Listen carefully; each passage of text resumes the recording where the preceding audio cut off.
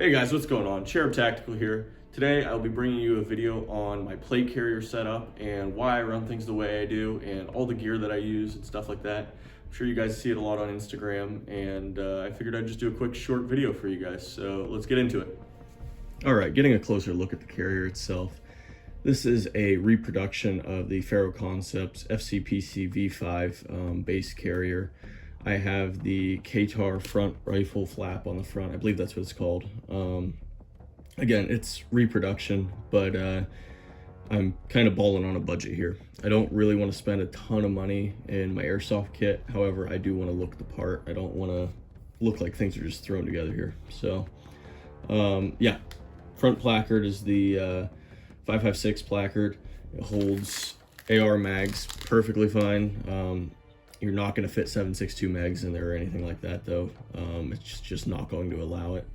And I plan on actually getting something so I can run a 7.62 placard on this vest, because my SCAR mags will not fit, obviously. On the bottom, I'm running a tourniquet just on this elastic bungee thing. It's just again, reproduction one, blood type. On the side, I have a Smith & Wesson knife. I can't remember what this is. This is their cheapo HRT knife. Fixed blade, pretty nice. It's nice to have a knife on you if you need one. I know a lot of airsoft fields really don't prefer their players having knives on the fields, but I don't know. The ones around here, they don't care. They trust all of us, I guess. So on the right hand side, above the pistol, I run this Multicam black general purpose pouch. Could be like a frag pouch or something like that. I run a dead rag in it usually. It fits it perfectly. It doesn't take up a ton of room either. And I generally try to keep this side of the plate carrier pretty clean, because I do have my pistol over there on the belt. So I have my push stock from my Baofeng. It goes into my Comtax on my helmet. It's, again, just some cheap knockoff, but it does work pretty well. On the left-hand side, I have a spud pouch. Inside, I keep my Thunderbee grenades or extra magazines, just depending on the scenario. Generally, I do keep a grenade, though. You never know when you're going to need one, and it's always super nice to have one when you do need it. So, behind that, I have a AOR2 40 mic grenade pouch. I put the Enola Gay smoke grenades in there. Fits perfect.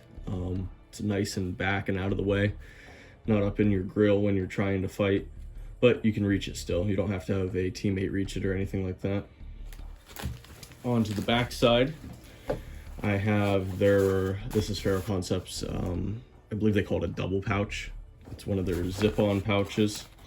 It's super neat and nice setup so that I can switch things on and off. I have their banger back panel as well. I'll switch that over and I'll show you guys that here in a minute. But inside this, generally down here, I keep extra Thunderbee shells and CO2. I have a candy pouch in here. It tears off.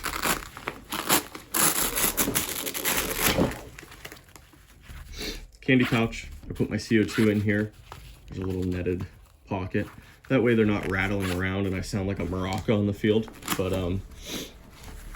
yep, I have a teammate usually grab me an extra shell from in here, extra CO2. I load back up and I'm ready to go.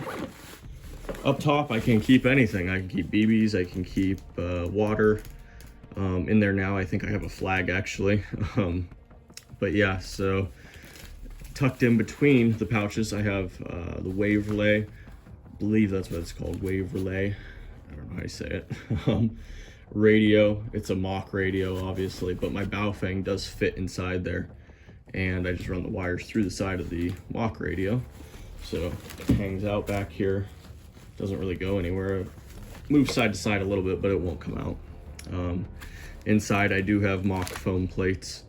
I have put real plates in this, ceramic plates. They do fit pretty well. They're a little snug to get in, but I have played a game or a full day with them in it, and nothing ripped, nothing has been torn or anything like that. Overall, the carrier, for being a reproduction and being about $70, it's great quality. The shoulder pads are tremendous. They're much comfier than my LBT and my 6094. And this is a reproduction. I'm sure the real ones are much better than the reproduction ones, but let me switch over that back panel and I'll show you that. All right, so I switched over to the other panel. This is the Faro Concepts Banger panel. Again, it took me like 2 seconds to do with that zip-on system. It's really amazing. It makes it so easy compared to mollying everything on.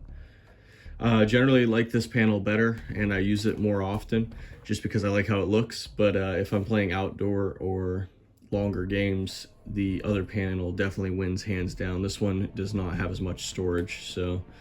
But the way I run it is the spare Thunderbee shells over here. I do have another Thunderbee I threw in there, and then I run the extra CO2 in here just so it's not making noise and rattling around. You can run extra batteries in there, extra ammo, whatever you need. Yeah, it looks super cool. I really like it. It's held up very well.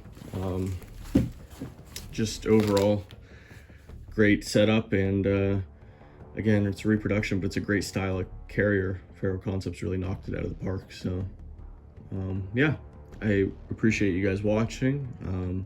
I plan on doing a similar video for my belt setup, which is not as great as this. It's a reproduction as well, and it's definitely had its issues, but we'll go over that another day. So I want to thank you all for liking, subscribing, and commenting, and everything else. And check out my gameplay videos that I recently posted, and I'll see you all later. Peace.